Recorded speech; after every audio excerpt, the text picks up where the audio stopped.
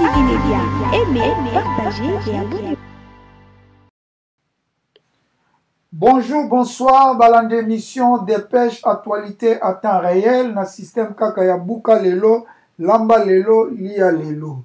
Dépêche ezara toujours présenté Nangamoko Mishono ka aspect spirituel, Bopeto Nanzoto pe na Molimo. Ceux qui n'ont pas s'abonner à la chaîne Nabiso YouTube, cliquez cloche à notification, s'abonner à la page Nabiso, cliquez cloche à notification, ceux qui ont ba émission Eko Melakayo. Na Dépêche à Lelo, na Goloba Pena Mingite, Kabila Aouti na Namibie a sali interview moko spécial après première sortie na ye.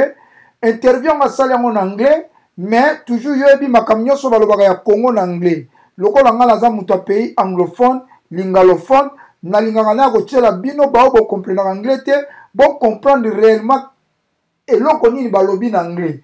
Yango na sali bino interprétation oyo boyoka makambu oyo Kabila alobi na anglais.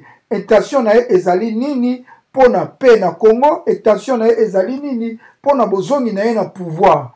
Donc yango tokolandango na dépêche ya lelo. Sans plus tarder, tolanda dépêche actualité à temps réel na système kaka ya Buka Lelo, Lamba Lelo, Lia Lelo. Tolanda Joseph Kabila Kabangi.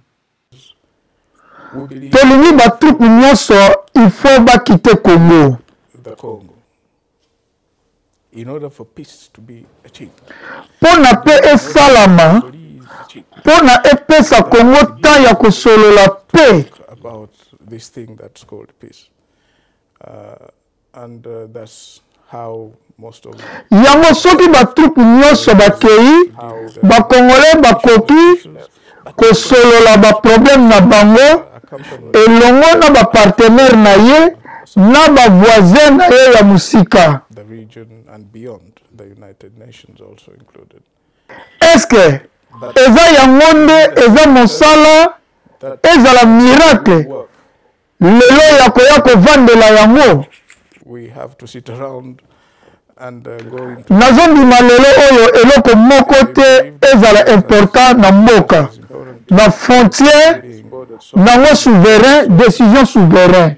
sovereign decisions, and they are not being Cette armée bazobunda sans raison na kati, sans groupe à rebelle, soki eza nango nyonso na mboka na yo eza esengo te. mixture.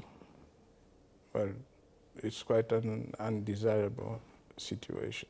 In 2008, Kabila Na 2008 Kabila asignaki agreement na groupe rebelle boyoka conseil na ye. advice from his experiences. My Conseil nanga soki mutu alingi conseil nanga anybody wanted ekozala boye. advice on this, Bosolola na bakongole bayebi situation oyo bien po baleka wana deja. they know best because they've already Bamata deja ngomba wana pe bakita. down the valley. Ezali ngomba lisusu ya komata bayebi yango bien. How or what it is that they're suffering from. Nayebi mediation ezosalama kobenga ba West Africain, kobenga ba pays mususu ya Afrique. West Africa and some other African countries, but no mediator will ever tell you that he or she knows the Congo better. Médiateur moko te akoyebisa yo ayebi Congo malamu koleka ba Congolais bango moko. Second step, of course, should be the goodwill. Wana premier conseil na ngai. The goodwill. Deuxième conseil na ngai ekozala boye. Ndenge nini okoki ko juger comportement ya ba acteur yango. What are Troisième, guarantees that garantie nini okoki kozala nango po ozwa pe ozoluka. bring about the peace that we are talking about? At the age of 53, Na age ya 53 Kabila aza leader ya PPRD, futur na ye eza nini? democracy, what does the future hold for him? Well, only God knows. Kaka nzambe ayebi intention na biso. Our intentions are Ezali koservir mboka na biso, koservir peuple na biso, kokontinue koservir mboka. continue to serve our people and serve the region. Ape koservir région ya Afrique. Parce que Congo eza pays ya Afrique, Namibia Namibie eza pays ya Afrique. and what we should be looking at is not just our eza kaka totalela mboka na biso te kasi Afrique mobimba po eza munene makasi stronger ozala Congolais Namibia to mboka nini opposed to just being Congolese, Namibians, and this and that. toza na ndambu ya energie Still have ya kokontinue koservir mboka na biso Congo balinga te tokoservir mboka na biso Congo. Joseph Kabila will broadcast on NBC1 at around 9:15 tonight.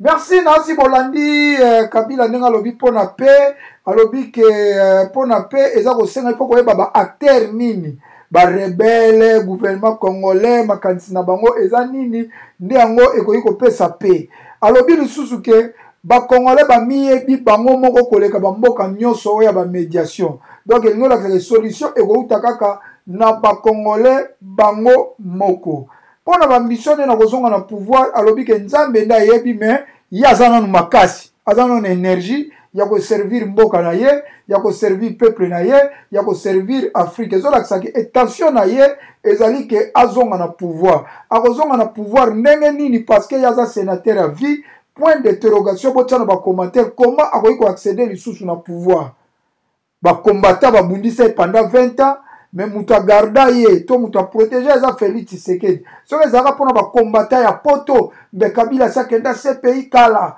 mais azala ba ambition siko azonga aza l'aise azotambola attaque ancien chef de l'état bazwa mbena ba honneur nyonso comment Kabila boyi kozonga lisusu na pouvoir botana ba commentaire soki eza na technique nini to eza na moyeni na kozonga na pouvoir botana ba commentaire merci pour na temps obozwi ya kolandanga bishonoka aspect spirituel bopeto na nzoto pe na monimo bobo sanate ko appuyer cloche ya notification ya ko aimer page na biso nde tokutani na ba dépêche ezali koya ba émission ezali koya tokoyamba toujours ba correspondant na biso ya armée ya politique parce que mikolo yoyebi kaka ba épidémie moko yaki na Angleterre awa esengaki penza tosala penza ba émission te mais kala te tozali kozongela. Que Dieu bénisse le Congo. Bye bye. Active Media, aimez, partagez et abonnez-vous.